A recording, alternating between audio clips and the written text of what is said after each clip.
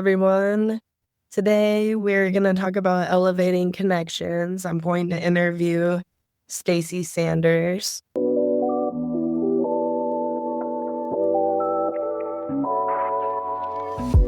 The material and information presented here is provided by Lived Experience Youth and is for general information purposes only. The views, thoughts, and opinions expressed are of those of the guest only and do not represent the views, thoughts, and opinions of Youth Move.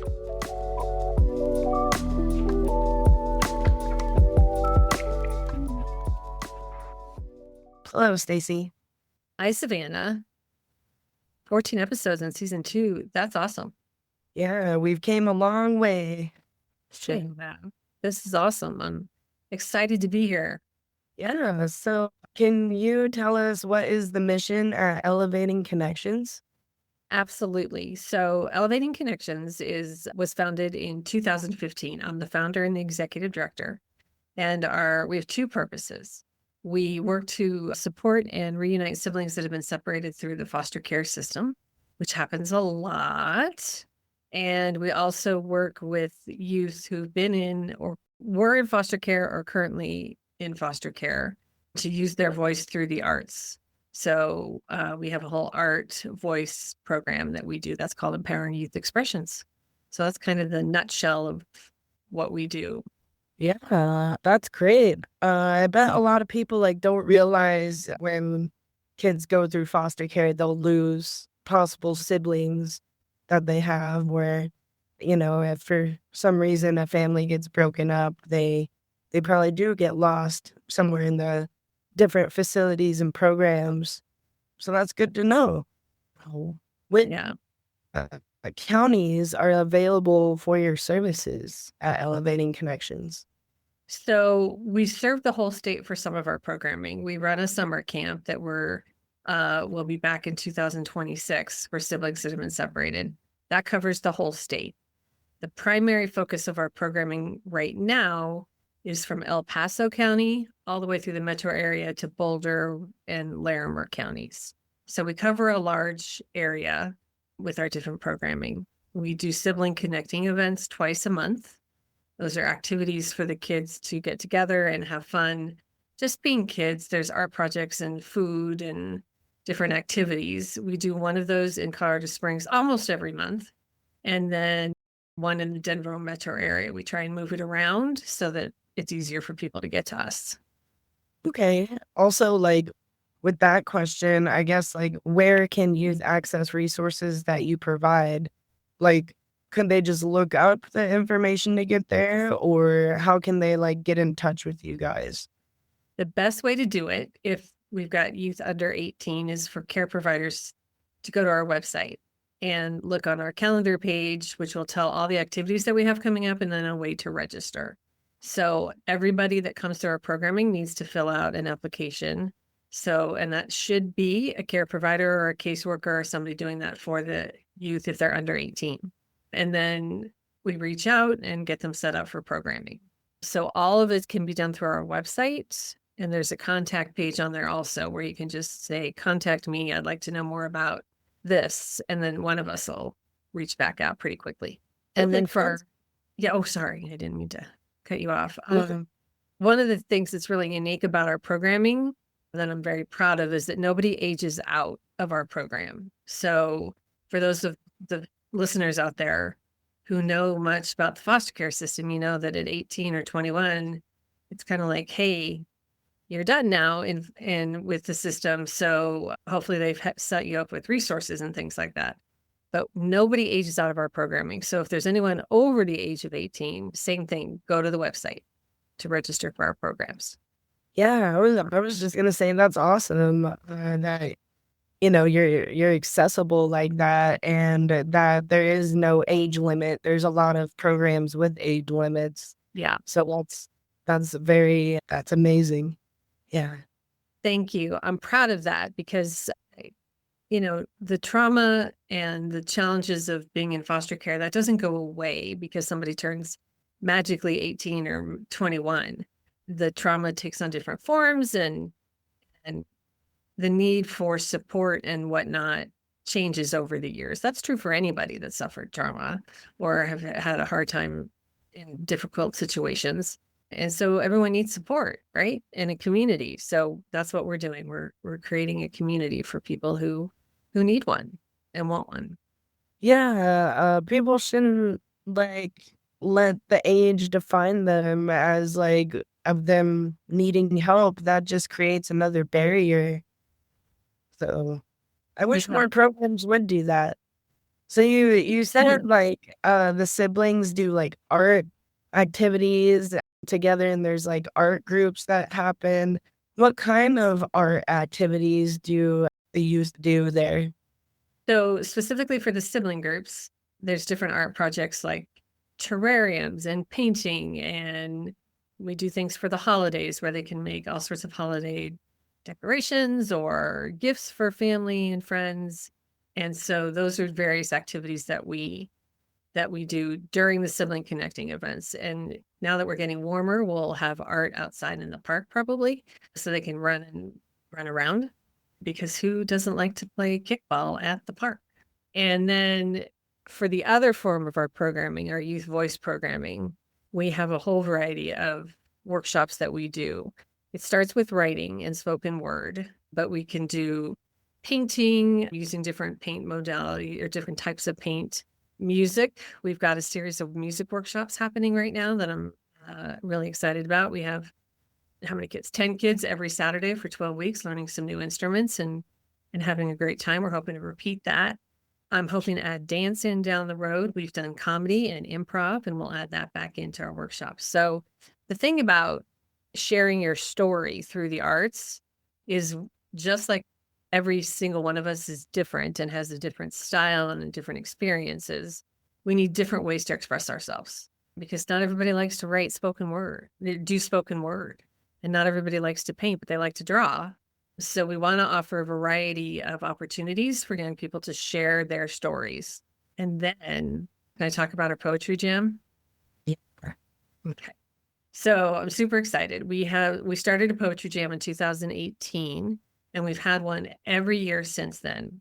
And it gives youth the opportunity to get in front of a live audience and share their spoken word piece or their song. We've had people sing or rap. We've had some do comedy where they can tell their story without censorship and without us saying, oh, no, that's too difficult for people to hear. No. Your story is your story. And so you share it how you want to share it. So we are hosting one this June. I'm super excited about.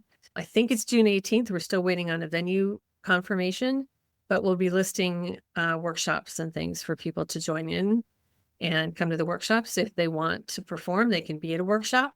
If they don't want to perform, they can still be at the workshop and write their story. So very excited. We thought we weren't going to have one this early in the year, but we are, and I'm so excited. That sounds really cool. It sounds like a really good expressions event where people can just let out their emotions of what they're feeling in a very like safe space, a very accepting space as well. Yes. Great observation. Yes, we do. We're really hard for all of our kids, the young ones and the older youth, to feel safe and in a space where they can try and be themselves and build a relationship with their siblings where the siblings get to know each other. And we just create the space and we kind of let the young people and the kids just decide what it's going to be for them. And so being able to share your story through their arts, which we do with the younger kids too, just in a different way than the older kids, is so powerful because it comes from you. I could give you a topic and I could give a friend of yours the same topic, and you're going to write two entirely different pieces or paint something that doesn't look anything the same. You could have the same colors, the same brushes, and we say, paint a beach scene with the mountains and like a mountain scene in the back too, or not a lake scene with mountains in the back. That doesn't make sense. Beach and mountains. And your version and your friend's version, completely different. And that is what I love about art. Yeah, art is very expressive. I used to paint and draw myself, and I'm more of an abstract, mixed media arts person where I like to use like feathers or glitter or glue or Yeah. like print different items. Yeah, For, yeah. really. I love that. Yeah. But can you share more about the camp? Like, is it in the mountains? Is there like a campfire stuff or is it more like structured? Yes, the name of our camp is called Camp Connect. And so it is held every year. We are taking a break this year for funding purposes, to be perfectly candid, but we'll be back next year. And it is 5 days, 4 nights at Camp Shady Brook in Deckers, which is kind of near Woodland Park, Colorado Springs area. And it's a magnificent camp. And it's designed specifically for siblings to come together, whether they've seen each other once a week, some only see each other a handful of times through the year, some are living with some of their siblings and not all of their siblings. There's all sorts of scenarios. And they come together and they're part of a larger family group. So they are with the same campers and counselors every day. And they do all sorts of traditional camp activities and then some things that we do special for the siblings. So there's horseback riding and archery and swimming in the lake. We swim every day in the lake, hiking, climbing wall, art projects, and yes, you cannot have camp without a campfire and s'mores. So we have one at the beginning of the week and at the end of the week because camp without s'mores is just not camp. And then we have a carnival night. We do a variety show, all sorts of stuff just to let the kids be kids. And we provide the activities and really well-trained and incredible volunteers. And they get to have a good time and they make memories and they fight and they make up and they same gender identifying kids sleep in the same cabin. And so all the things that we take for granted, where we have a meal with our siblings every night because we live in the same home or things like that, they don't get that opportunity. So we provide as much of that as we can at camp. And then they create their own memories and we just let them do their thing. And it's amazing what can happen. I love camp. Yeah, that sounds awesome. That sounds really fun and like uh having some very fun activities to bond over. That's awesome. How can people volunteer to support Camp Connect?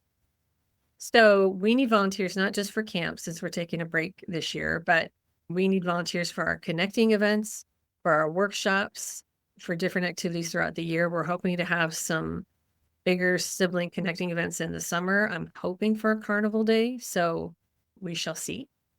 But we need volunteers for all sorts of things. If anyone wants to help us fundraise, we would love that as well. So the opportunities, I'm just going to refer everyone back to our website and you can fill out an interest application there and we'll get in touch with you. Krista will be in touch with you. And we've had a lot of great new volunteers join our fold this year.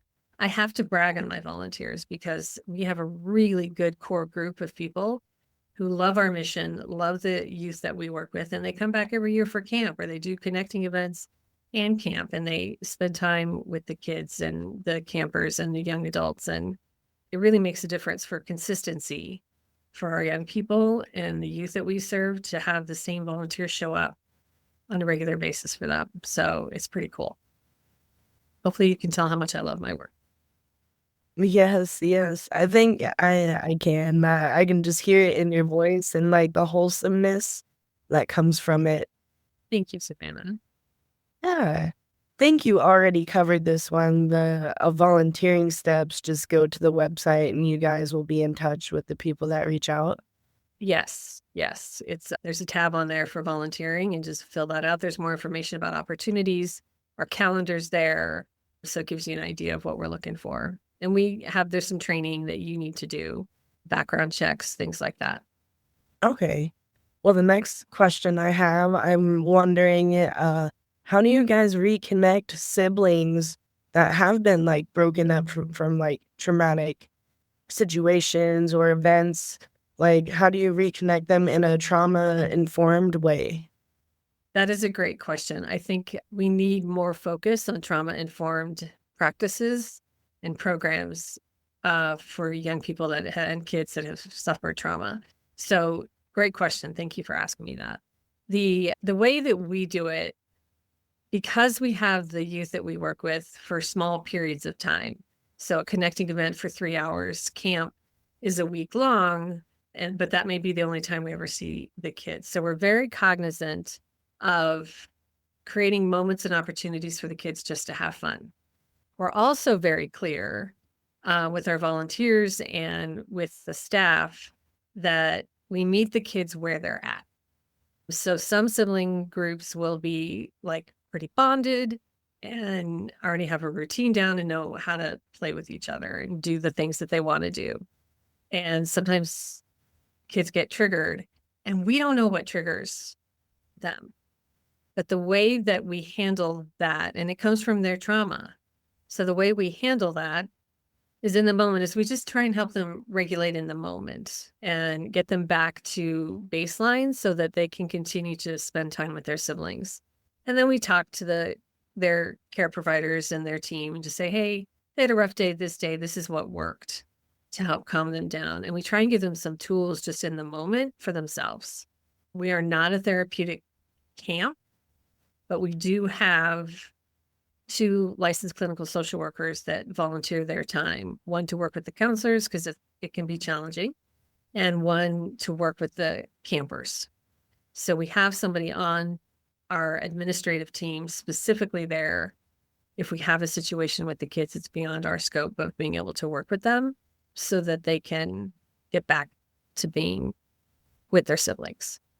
And I think just as a rule of thumb for anybody who volunteers their time or works with kids that are in foster care or were in foster care is to remember that if they're escalated in a moment, probably has nothing to do with you as the adult that's there to help them have a good time and facilitate the activities and things, but you're there, so you may get yelled at. So remembering that you're the adult, this is a child, and we're going to listen to them and try and help them regulate and feel heard. I think that doesn't happen enough in trauma-involved or trauma-informed care. So let them tell us what's going on in the best way that they know how. So that was kind of a long answer. So hopefully that made sense. Yeah, I mean, I think people that work with the youth that have been around trauma, they need a lot of patience, a lot of understanding, some empathy, and then realize like what the triggers are. You kind of have to learn a lot to like work with people that have been through a lot. And yes, you do have to learn a lot and you have to pay attention to what's being said to you. And then I think the other piece, because so as an administrative team, we have our camp director who works full-time for Elevating Connections, Crystal, and then there's me, and then our clinical staff. And we have lead counselors and all of that. Over the years of us running camp, we at first said we don't need to dive too deep into the stories of the kids. We need to know some basic information so we can support them.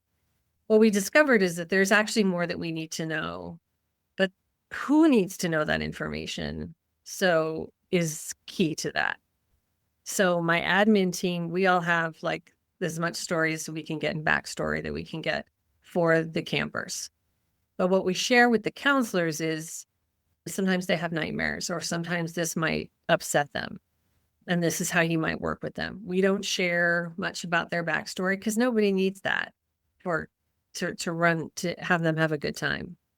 But it helps us make sure that we are aware of some things that we can do to support the kids. And side note, oftentimes we observe things that might be new for their team to hear about because they're away from their care providers. They're away from their CASA volunteers and their caseworker and all the people who know them. We get to know them fresh. And sometimes we see like good behaviors and really cool things about their personalities that we share with their team. So that's a fun byproduct of what we do. That sounds like very awesome, very reconnecting, very like informative for all of our listeners to know that, there's programs that at least go in the right direction and right steps of like being there and being supportive in the right way. There are some programs that aren't that supportive, and they'll kind of just like, I don't know, like willy-nilly it, or just kind of, pretend that they know something and then they don't, and then it turns into like a worse situation. So Yeah. And we're dealing with people, they're human beings, they're just younger.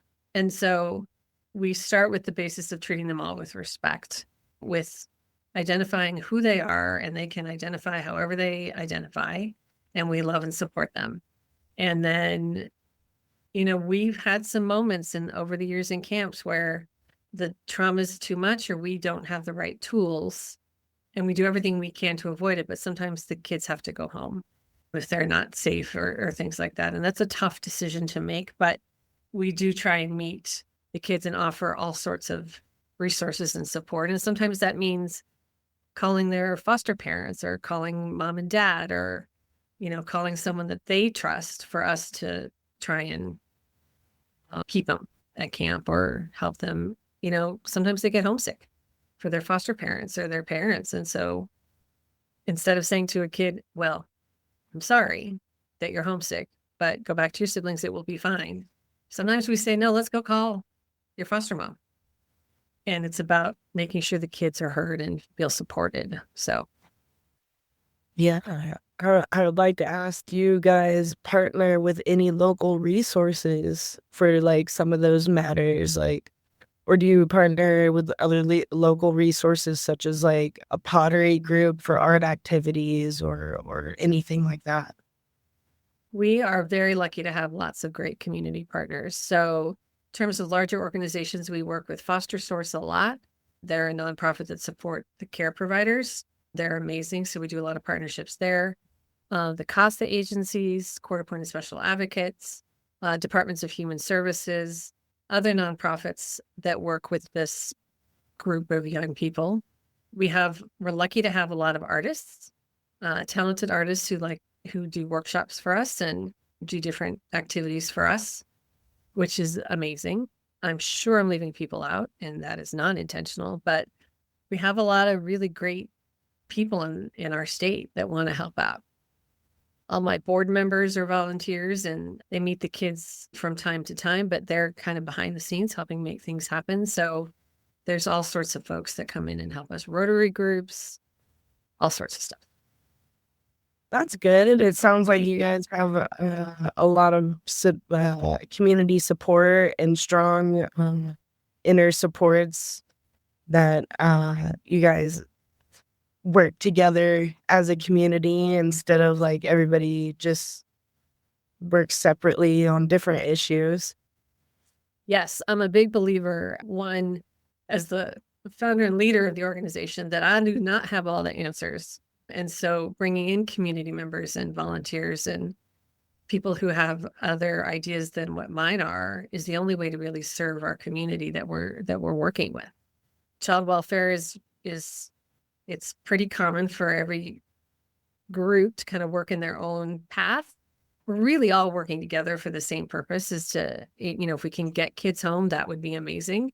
But in the end of the day, it's about making sure the kids are safe, loved, protected, and have opportunities that every other kid has. So working together with the community is important. And I'll tell you, for as many as that we have, there's never too many. So I'm always looking for more community partners and supports. So one of the ways, if you are out there listening to this right now and you're wondering how you can get involved, let's talk about your skills. Do you want to teach photography?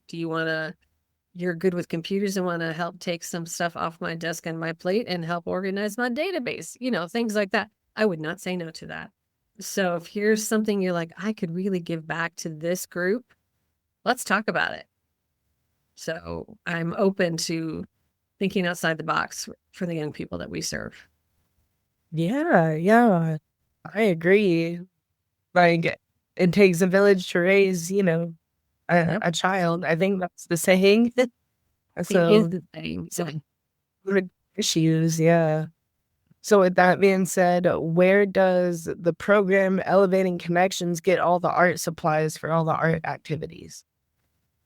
We buy them, we get them donated. My favorite part is when we get them donated. We go through a lot of art supplies. So with all the activities that we do, and we just always have them available at every activity that or event that we have.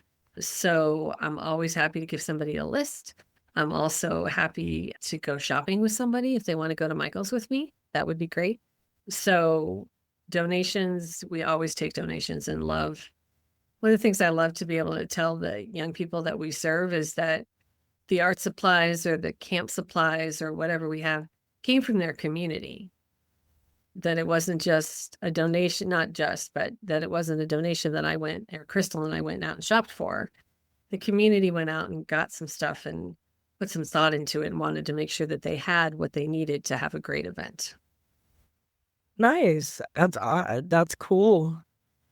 That's I wish people would give out more of their local resource like art stuff around. Yeah. And, the lovely thing about art, you were describing the kind of art that you like to do. I have my walls here in my office I have a lot of art that youth have done, and no two look alike. There's paint pours, there's 3D art, there's all sorts of stuff. And so being able to have supplies that allows the artist, also known as our kids that we serve, the opportunity to just create. It's amazing and it's glorious. And every single time, whether people know it or not, it's therapeutic. I was just talking with a group yesterday that when you're doing art and being creative, some of the stress that you have in your life, you can't think about it at the same time. Our brain doesn't let us do that. So it truly is therapeutic in that you can focus on the art in front of you, the writing, the drawing, whatever it is, and have the opportunity to just let your brain take a break from whatever's worrying you. And I use that a lot. I'm a painter and I love to paint, and it helps me a lot. So I highly encourage people to do art, and when you have leftover art products, send them our way. Yeah, I used to do art when I was in my recovery journey, and it really helped me focus on that instead of like all the other things I was like trying to do or used to do or bad habits. Like it cut out a lot of bad habits for me. So I really can resonate with that. I'm so glad. And thank you for sharing that, because I think, and look where you are now, right? You're leading a podcast, you're doing interviews, you're involved in the world and helping other people. And so you did that for yourself by diving into the art and replacing, like you said, what wasn't working for you. And you got to make pretty things at the same time, probably. So it's pretty awesome. So good for you. Yeah, thank you. Absolutely. I'm just going to make a plug. You should do some art even once a week. Just, bring it out. Yeah, I need to. Well, I'm starting to work on like tie-dye, making different like tie-dye designs and trying like sacred geometry. I don't know. It's hard to work with dye in a liquid form. Yeah. Yes, but that's fun. We do tie-dye at camp. Not that. That sounds amazing. I'd actually like to learn more about that. That might be a fun connecting event or a workshop that you could help us lead. Yeah, for once I get better at it. Yeah. You do. Yeah, but good for you. That's awesome. Yeah, I was just gonna move on to this next question. Could you give a rough estimate, just for our listeners, like how many siblings has the program reconnected so far from like when it opened to now? So it's several hundred, and I should have a more concrete number than that, but last year alone, we connected about 125 siblings. And then, so every year it fluctuates a little bit. So 10 years, I would say probably 700 or 800 over the years. And some Some are repeat. So, original and individual ones, probably 600 or so. But I count the repeat siblings because that ongoing connection in a place that they feel safe with people they feel safe with is incredibly important and powerful. And so there's lots of reconnecting that goes on in different ways. So a lot. And it also includes families that we consult with. Oftentimes I get a phone call and saying, Stacey, this is the situation. I've got 2 kids. There's 2 more in another foster home. We're having a hard time connecting, things like that. So we try and offer support that way. We may not have the kids, they may not come to our activities all the time, but we're working to support them so that they can have a relationship. And so we're in the middle of a few different cases and trying to help support. Oh, okay. And that is a lot. 7 to 800, that is a very large amount. Yes, and that is a guesstimate, but because I forgot to do the tally. But I think, and the ripple effect of that, we get to hear sometimes from our youth who have spent time with us, and we lose track sometimes because kids move around, and I know my hope is, and I tell my team that for whatever amount of time we get to work with this sibling group or these young people, we're making a difference and we're giving them time together. And I know this because sometimes they come back or I run into them in places and they tell us and tell me that it really made a difference for them. And they appreciate the time they had together, whether it was just that week of camp or whatever. So I don't want anyone listening to this to ever underestimate the power of an hour.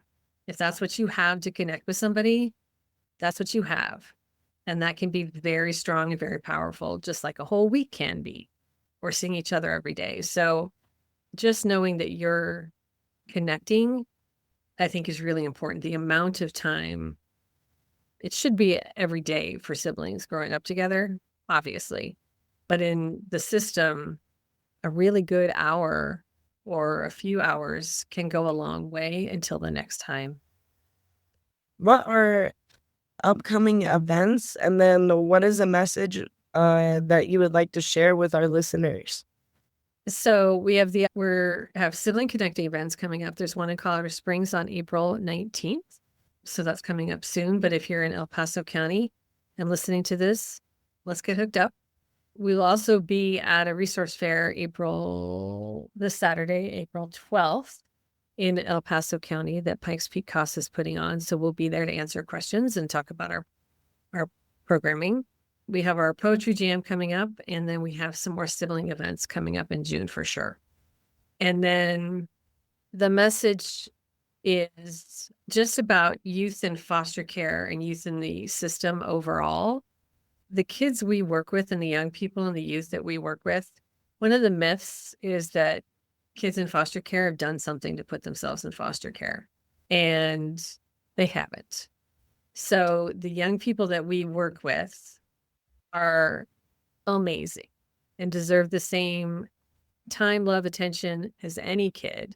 And so I want to break the myth that kids in foster care are broken or damaged and things like that. They're not. They've been through difficult times, but they are amazing. And for anyone to think otherwise is unfortunate because you're missing out. And then with the sibling relationship is oftentimes the longest relationship any of us are ever going to have. And so it has to be nurtured. It has to be supported. And it's the one that can help us all throughout our lives when things are good, when things are bad. So our kids that we work with and our youth that we work with deserve all the support and resources and understanding that we can give. I agreed. In stigma across the board, I don't like people that just assume one population of, the human race is bad or they deserve to be there or anything like that. Like, terrible. I've had conversations with people who are like, well, they're in foster care. They're a teenager. Obviously, they did something wrong. I'm like, oh, back up the truck. So I do lots of advocacy and education, and we do. So for people to understand that they're not who the people we serve are not who everybody thinks they are. So just keeping an open mind. And I like to tell people that you probably know somebody who's been in foster care or who has a connection to the foster care system. You may not know it. It could be your coworker. It could be your kids are sitting next to going to school with somebody who's in foster care right now, your barista, your doctor. It could be anybody. So if you think you haven't encountered someone in foster care, it's just because you're not aware that you have. Yeah, that's something to think about, and take it into consideration that, like, if you are working with them or you do interact with these, like, people every day and you don't know that, then shouldn't put them in that category when you find out. Right. Or if you find out, maybe they won't even be comfortable with anyone knowing around them. Exactly. Because of stigma, they're afraid of being stigmatized. And I like to tell them, the young people I work with, if someone is saying that you are just your anger or you are not a great kid because you were in foster care, you tell them to come see me and I will set them straight very quickly. Thank you, Stacey. It was a pleasure of interviewing you about elevating connections. And thank you for being on our podcast. Well, thank you. You did a great job and I enjoyed chatting with you. So thank you very much. I really enjoyed this. Yeah, thank you. Absolutely. And can I give a plug for our website? It's obviously, elevating at www.elevatingconnections.org. We're an org, elevatingconnections.org. And thank you.